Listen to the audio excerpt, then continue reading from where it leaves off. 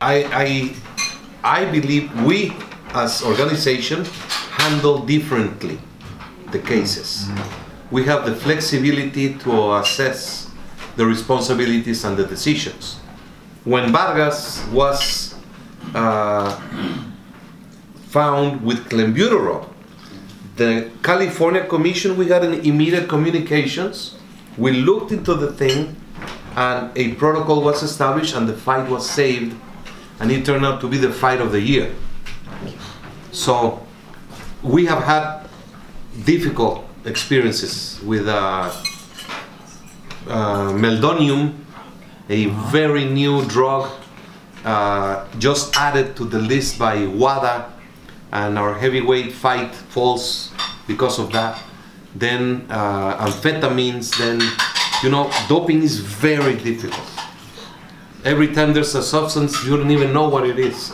So you have to learn, you need to have the flexibility, because we believe, I mean, if a constitution of any country in the world says that you are innocent until proven guilty, why would we be different? When there's a doping, there's a protocol that begins a process. You open the B sample, you conduct an investigation, and then it's like a trial, and then you are guilty or not guilty. So saying that, are you upset with the Nevada Commission, and do you think Canelo will take the next fight out of Nevada based on what has happened here? No, I mean, every jurisdiction has their own rules, their own their procedures, and I don't think Canelo. I mean, it is much better to stop a fight when there's doubt. It's better to stop a fight if there's a doubt, and we have done it. In this specific case, there was a lot of information to analyze.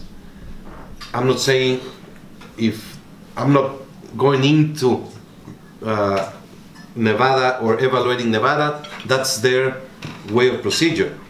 But specifically on this case, it was absolutely clear that there was something to immediately address and handle. I don't know if I make sense.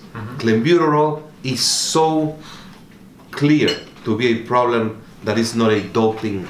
As if it was a different substance, then it's a different thing. Mauricio, how big of a part did the media play in this situation? Irresponsible articles and tweets, reporters that changed their opinion, oh, the fight's gonna happen, it's too big, it's too much money. Reporters that changed their opinion and said, oh, well, Canelo has to be disciplined. You know exactly what I'm talking about. There's media here present that's at fault for that. How much did they play a role in just turning this whole thing into a big conundrum, you know, reporters and the media? How responsible? Well, the truth is that media rules. Media rules the world, and there's so much interaction, but our organization, all I can do is talk about the WBC. We do not rule or act by popular demand.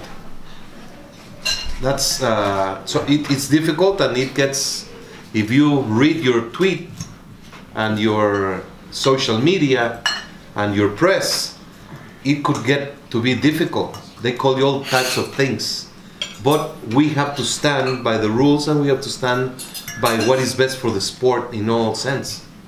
But I'm sure it did play a very important role. Major role. Yes. After the original test that he failed, how long after did Canelo do the hair test? Did he immediately do it, or did he do it during the investigation? March Was it March? March the Okay. 30th, yeah. But look, the hair test is so strong because it goes months back. I mean, there's no question about that.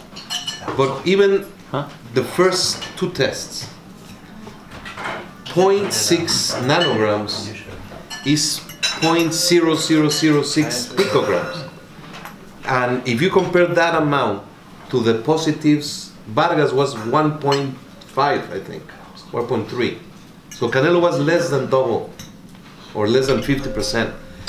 And then the next, which was on February 20, I think, it was 0.06. So it went down 10 times.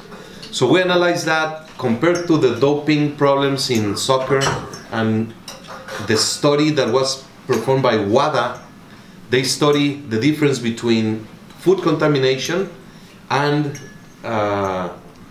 injection or substance intake, and the difference on the time and the way it goes out, it's tremendous. So it was consistent that it was a food contamination case on that specific. I've talked to ranchers in Mexico and they told me, yes, we do inject our beef, our cattle. Yes, and if you go to the market and they'll tell you, look, this beef sweating, that has clenbuterol. This one does not. I mean, yeah, the water comes out because of the process of what does clenbuterol to the fat. How careful will his diet be if he were to fight in September from here on out? How careful? How careful will his diet or well, I guess he's gonna eat all vegetables, maybe. Don't they have organic meat there? I don't know. There's, you know, we are talking about athletes. We're talking about boxers, and you may have their expertise is train and fight, and they grew up as we all grew up in an environment. If you look at his statement, he went to 3 different restaurants, and he went to a friend's cookout, and then he had some tortas in the street. I mean, that's careless, but it's it's hard to say. Then if you don't go to the party, then you have changed. I mean, it's so difficult. We will always stand by the fighter, by the boxer, by the athlete. And this is a problem of a country that has a situation with the people. When you mentioned earlier about the proof that it was tainted beef and not a more serious way of ingesting clenbuterol, did the hair follicle test that was done in March, just shortly after the other test, February, March, did that really prove it to you that it absolutely was from the beef because the hair test came up completely clean? Is that what really convinced you 100%? No, even before that? Since day 3 or 4. That's what, I mean, we've been very publicly, maybe Triple G or Abel got upset to me directly, I heard that. But we cannot just stand and sit and see an injustice happen. Yeah. That's simple as that. Well, some media people got upset with you, Mauricio, because they said you were covering for Canelo. Yes. And it turns out, at least my opinion is, yes, I love you, Mauricio, but my opinion is when that hair test came out, absolutely proved that it was tainted beef. We all know what happened last year with Canelo and the WBC. This would have been the perfect opportunity for us to start an attack. That's true. No. We have absolutely no. We only care for the fighter, and this was what had to be done for justice. And by the way, I want to point out, because he's too modest to point it out, the WBC is the organization that has spearheaded all this testing. Absolutely, their clean boxing program, the first in boxing and more consistent than almost any other organization in sports. So I applaud you for that. Thank you. Mauricio,